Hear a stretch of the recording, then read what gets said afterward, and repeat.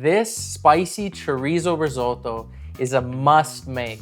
This is an easy one pot, 30-minute cook time dish that the whole family is gonna enjoy. And I'm gonna teach you how to make it right now, step by step on Capital Kitchen.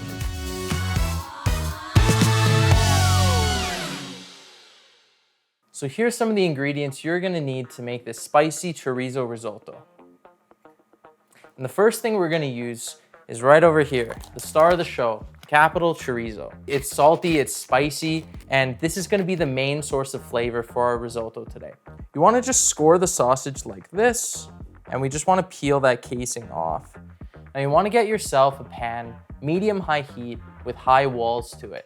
And once we get a lot of rice and broth and meat and veggies in here, it's really gonna pile up. We don't need any oil or anything like that. The idea here is we're gonna render out all the fat from inside the sausage. And you can see all those oils starting to render out of the sausage, which is perfect. I love chorizo sausage. I love the color, the smell, the spice. Yeah, I think 2 sausages is plenty. I was thinking about using 4, but we're just gonna go with 2 today. I'll save the other 2 for another time. So I've just got some finely chopped onions, as well as some red and orange bell pepper. Okay, perfect. We're gonna go in with some of our onions. Oh, some of those did not get chopped right at all. What the heck happened? That's okay, it's all gonna taste the same when we're eating it. We got a mixture here of garlic powder, cumin, chili powder. I'll put it on the screen, okay? So we got our spices here. I'll put the measurements and everything down below, and we're just gonna sprinkle some of this just on top. Okay, we're gonna get a really, really deep color. And all you really gotta remember is you wanna put your spices earlier in the dish rather than later. Whew! It's making my nose start to do funny things. Now we're gonna add a little bit of garlic. This is it's about 4 cloves of garlic. They were pretty big, I'll admit, pretty big cloves. See, we got lots of color on our peppers, onions, garlic. Everything's looking great here. The bottom of the pan's looking a little dark, and there's a lot of flavor left behind there. So we want to deglaze that with some white wine. Now, you don't need nothing fancy. Normally, I'll use some of Nolno's homemade wine. I don't have any today, so forgive me. But this is a Sauvignon Blanc. So you can see we picked all that up right off the bottom there. Perfect. We're gonna let that simmer for just a minute while we burn off all the alcohol, and then we're gonna add our rice. Now today we're gonna be using Arborio rice. Now it's gonna grow quite a bit, so we don't really need to add too much. I'm thinking about that much rice should do it. And we're just gonna toast off this rice a little bit before we go ahead and add our broth. Now this is warm, it's not boiling, but you just wanna add in a ladle at a time.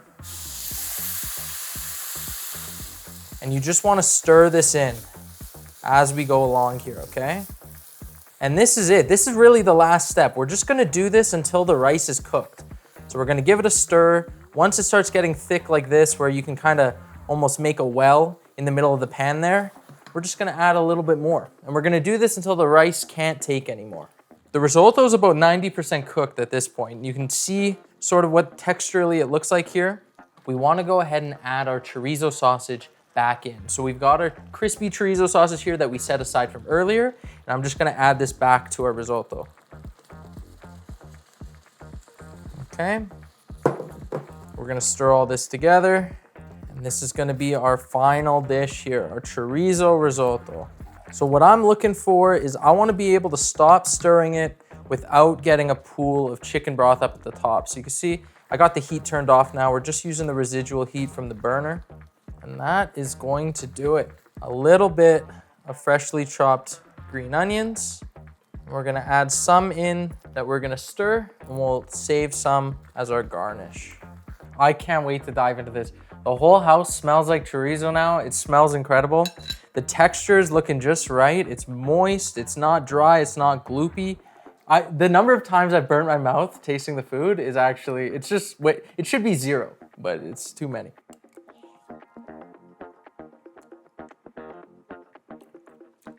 That is unbelievable. This is like, I'm not even kidding, this is a 10 out of 10. This is not a traditional risotto by any means, but It's so good, it's so different. You gotta give this a try if you haven't.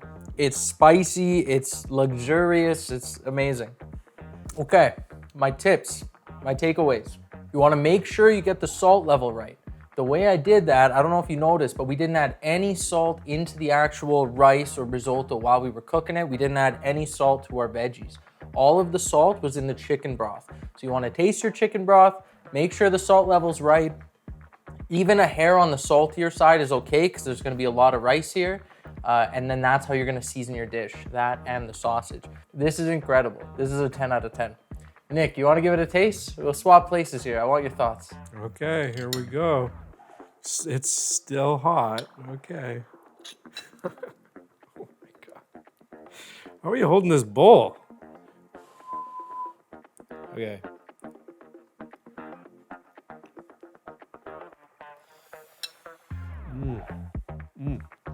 Oh. If you look up flavor in the dictionary, it's just a picture of this. You ever fall over while you eating something? Get a little woozy? Every day. Okay, thank you so much everyone for watching this video, leaving your likes, comments, reactions, sharing the video with your friends. We really appreciate it. It really goes a long way for a small channel like ours, and we can't tell you how much it means to us. But thanks again, and please give this one a try. Let us know how it is if you do. And with that, I'll see you next time. Take care.